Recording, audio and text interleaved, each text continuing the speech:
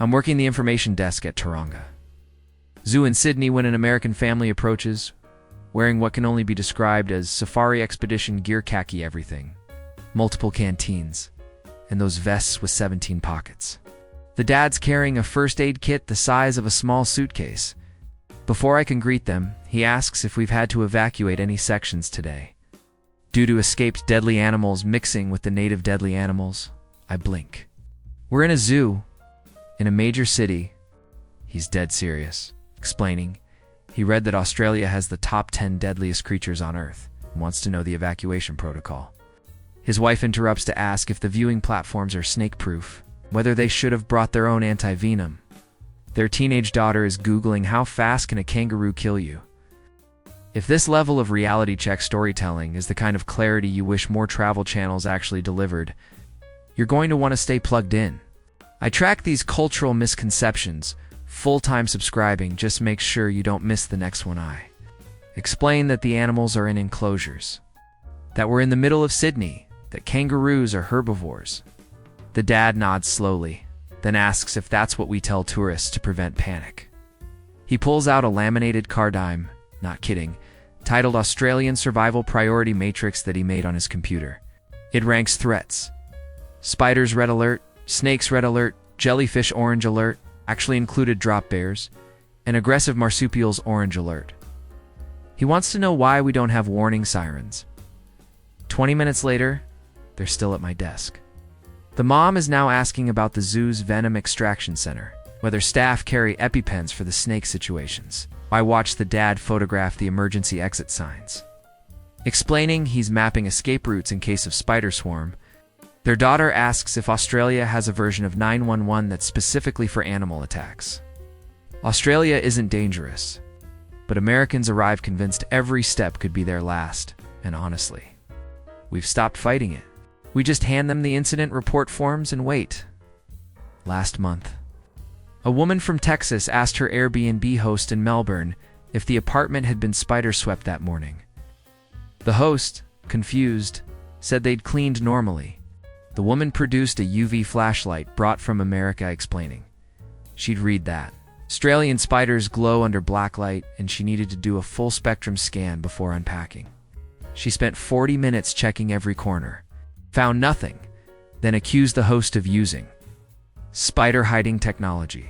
She left a 3-star review citing inadequate arachnid transparency. Guy in Brisbane called the non-emergency police line to report that a magpie had attempted assault during his morning jog. The operator asked if he was injured. He said no, but the bird had demonstrated clear hostile intent and he wanted to press charges against the bird. When told that magpies are territorial during nesting season, and this is normal, he asked who he could sue for allowing aggressive birds in public spaces. He threatened to contact the American consulate about unsafe wildlife management practices. The operator heard him tell someone in the background that he was documenting everything for his lawsuit against the Australian bird population. A tour guide in the Blue Mountains. And I've learned that Americans book tours based entirely on danger levels. A couple from Florida specifically requested our bushwalk because the website mentioned wildlife encounters. They arrived with bite-proof gaiters, snake-proof boots, special Australia edition travel insurance they bought for an extra $400 that covers venomous animal incidents. Before we start, the husband asked me to demonstrate how to use the emergency spider removal tool. He brought it's a retractable grabber arm from a hardware store. His wife has downloaded an app called Aussie Attack Alert that supposedly uses AI to identify deadly creatures. It keeps flagging leaves. 15 minutes into the walk, the husband stops the group. He spotted a blue-tongued lizard, completely harmless, moves like a slow sausage.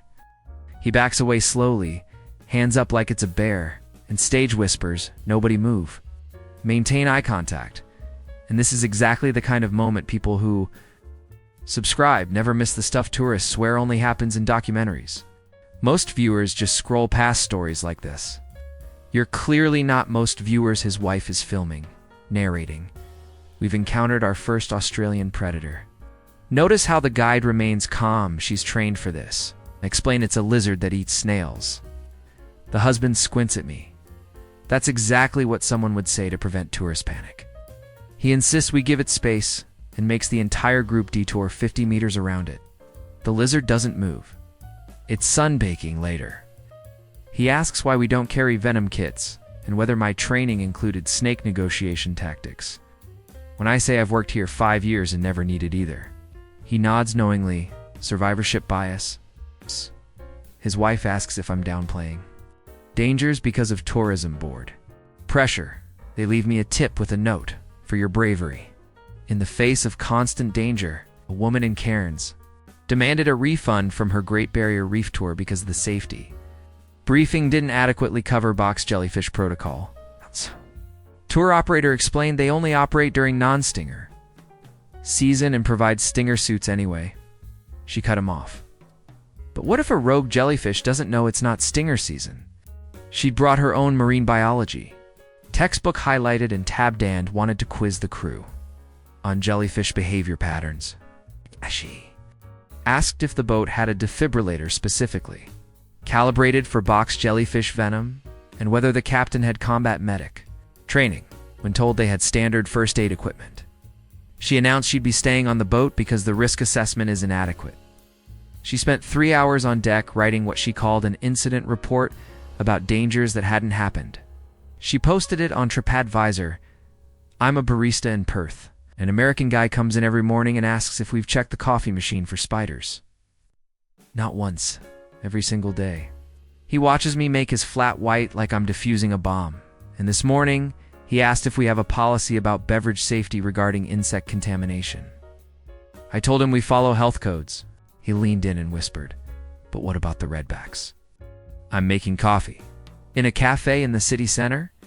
He explained he saw a documentary where someone found a redback in their shoe, and now he's extrapolating the risk to other enclosed spaces. He wants to know if I've ever found spiders in the espresso machine. When I said no, he replied, yet.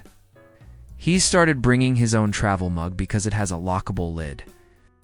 I'm working at a visitor information center in Tasmania, and an American woman asks for a comprehensive predator map of Hobart. I ask what she means. She means a map showing animal attack frequency by suburb. She's planning to rent an apartment and wants to optimize for minimum wildlife encounters. She's made a spreadsheet comparing neighborhoods by spider sighting reports, proximity to bushland, historical snake data, and swooping bird complaints. She shows me her laptop. This is real. She scraped data from random Facebook groups and created threat level rankings. She asks which suburbs have mandatory pest control and whether any areas are designated spider-free zones. I explain that Hobart is a city. People live here normally and wildlife isn't categorized like crime statistics. She looks at me like I'm hiding something. So you're saying there's no data transparency? She pulls up a news article from 2003 about a snake found in someone's garage and asks why this incident isn't reflected in municipal planning. She wants to know if property listings are required to disclose previous animal sightings and whether she can request a building's wildlife history. When I say that's not a thing. She asks who she can submit a Freedom of Information request to because this affects tenant safety rights. She leaves, muttering about inadequate danger infrastructure. 2 days later, she calls asking if the visitor center can certify that her chosen apartment is in a low-threat zone. I tell her we're a tourist information desk. She asks if I'm legally allowed to withhold safety information from American citizens. A couple in Adelaide called their hotel front desk at 2 a.m. because they heard suspicious scratching sounds in the walls. Security checked, it was the plumbing. They insisted it was definitely an animal, possibly a snake or a large spider colony. The manager explained the building's construction, showed them blueprints, pointed out the pipes. The husband said, or that's where they're hiding. He demanded a room change to a floor with proven no animal entry certification. When told all rooms are the same, he asked if the hotel has ever documented wildlife breaches and whether that information is public record or are you suppressing it. His wife started Googling Australian hotel animal building codes. They checked out the next morning, citing structural wildlife vulnerabilities. Their review claimed the hotel refused to take animal infiltration seriously. I'm a lifeguard at Bondi Beach, and an American dad approached me with his 2 kids, both wearing full-body rash guards, water shoes, and goggles in ankle-deep water. He wants to know the current blue bottle status, even though there are no warnings posted. I tell him it's all clear. He asks how recently I checked. I say we monitor continuously. He squints at the water like he's detecting lies, then asks what the protocol is if a situation develops. I explain we have flags, announcements, and first aid. He's not satisfied. But what if a box jellyfish came down from Queensland? I explain that's not how ocean currents work, and we don't have box jellyfish in Sydney. He processes this, then asks, but theoretically, his kids want to swim. He makes them stay in water no deeper than their knees and keeps yelling, "Stay in the safe zone," even though there's no unsafe zone.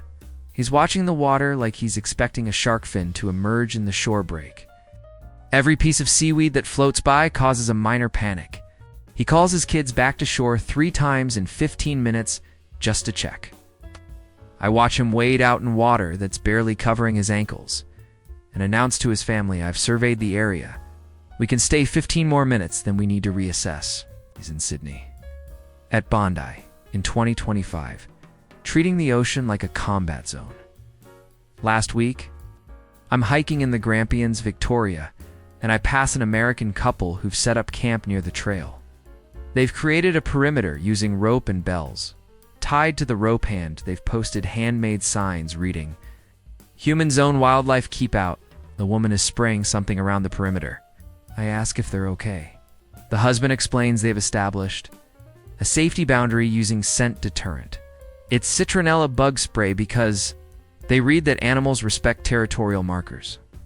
His wife adds that the bells will alert us to perimeter breaches. I mention that we're in a national park where camping is only allowed in designated areas, and this isn't one.